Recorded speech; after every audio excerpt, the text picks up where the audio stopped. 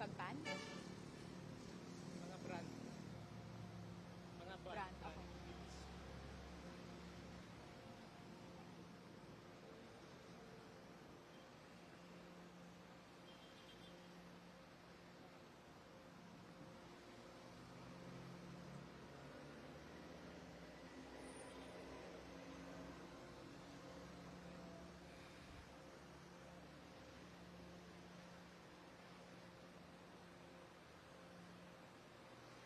Maayong aga, good morning. Hello everyone, I'm Nina Liu, Rappler multimedia producer, and welcome to the City of Smiles or Bacolod City here in Negros Occidental. So Rappler is here for the 44th MassKara Festival, which has been happening throughout the month of October. So earlier this month, nagsimula na ang kanilang celebration. Festivities have been happening throughout the weekend for the past few weeks, and most of them much awaited events are actually happening this weekend, which are the Elektric MassKara Float, Parade, and Competition, and the MassKara Street Dance and Arena Competition, which is why Rappler is here, bringing to you all of those over this exciting weekend.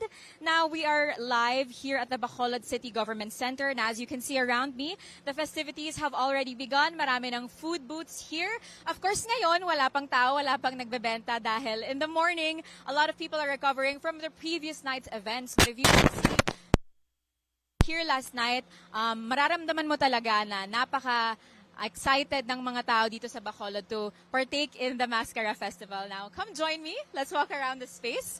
So, last night, actually, kung nandito kayo, if you were seeing here, the energy of this place was already so exciting. A lot of children, women, families were here just enjoying each other's company and, of course, wanting to absorb the energy that MassKara brings.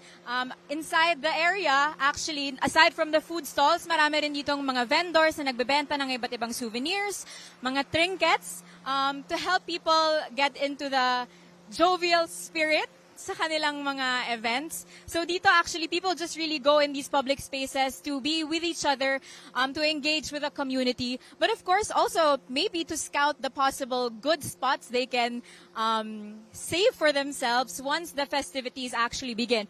And as you can see behind me, dito sa government center nila, nagsiset up na sila ng stage and preparations are very, very much underway for tonight's events, which is again the Elektric MassKara Float, Parade, and Competition. But before we get into that, maybe for our viewers who are tuned in right now who aren't quite familiar with what MassKara is about, this celebration was actually born out of a period of struggle for Negrenses or the people of Bacolod. So for those of you who don't know, Bacolod is the center of Negros Occidental. It is also known as Sugarlandia, due to this area producing more than half of the country's sugar. So if you are here in Bacolod, if you get the chance to visit, and you look around, you drive around the place, makikita nyo, sobrang daming land na may mga sugar canes na nakatanim o mga tubo, because this is one of the province's main exports and main sources of livelihood for Bacolod. So in the 1980s, because of a drop in world sugar prices, and of course corruption under the dictatorship of the late President Ferdinand E. Marcos and his cronies who controlled the state's sugar trading monopoly, the province of Negros Occidental and Bacolod specifically experienced a sugar crisis. So the sugar crisis led to an economic crisis and even famine that affected thousands and thousands of Negrenses. So aside from that, in 1980, meron ding naganap na tragedy, and this was the sinking of the ship MV Don Juan, wherein a lot of citizens from Bacolod and Negros were on board, and a lot of them perished in this accident. So, of course, this tragic event devastated many of the citizens of Bacolod. But, of course, in true Filipino fashion, despite the spirit of the province being quite down at that period of time, they had to find a way to uplift the spirits of people. And so that's how MassKara came to be.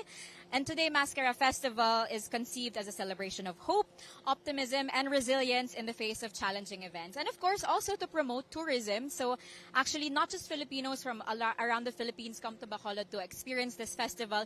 Even internationals from across the world really, really go to Negros to be able to see what the hype is all about for this festival. So kagabi, while walking around Bacolod, we already saw lots of foreigners, foreign visitors who have arrived already in the city to partake in the celebrations. So coming back to MassKara, the word is actually a portmanteau. Portmanteau is a combination of two words. So mass which means a lot of people, a group, and cara, which is actually a Spanish word, so that word means face. Combine those two together, it's a group, a face of smiling faces, and that's exactly the energy that will greet you when you're here in Bacolod participating in this iconic festival. Now, that being said, what can we expect this weekend here during the culmination of this year's celebration of the MassKara Festival? Well, happening tonight, like I mentioned earlier, is the Elektric MassKara float parade and competition. So here, we'll be seeing floats that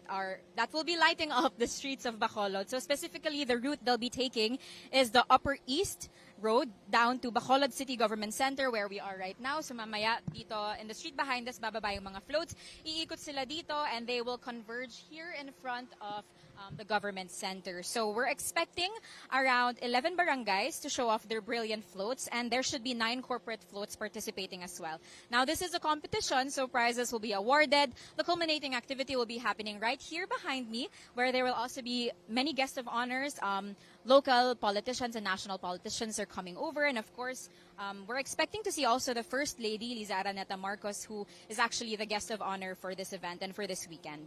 Now, many events are still happening simultaneously across the city of Bacolod. So, for those of you who are here, some hot spots to watch out for are SM City Bacolod, Robinson's Place, and of course, Lacson Street. Tonight, throughout the rest of the afternoon and into the evening, maraming magaganap dito. Lots of performers, bands, celebrities are coming over, so make sure to check those out. A lot of these activities, if not all, are free of charge for anyone and everyone who is here in Bacolod and who wants to celebrate. But of course, make sure to stay tuned here at Rappler for the Elektric MassKara Parade and competition, and for the rest of our coverage of the 2023 MassKara Festival. Thanks so much for watching. We'll be back later with more content and coverage, so make sure to stay tuned on Rappler. I'm Nina Liu, Rappler, Bacolod.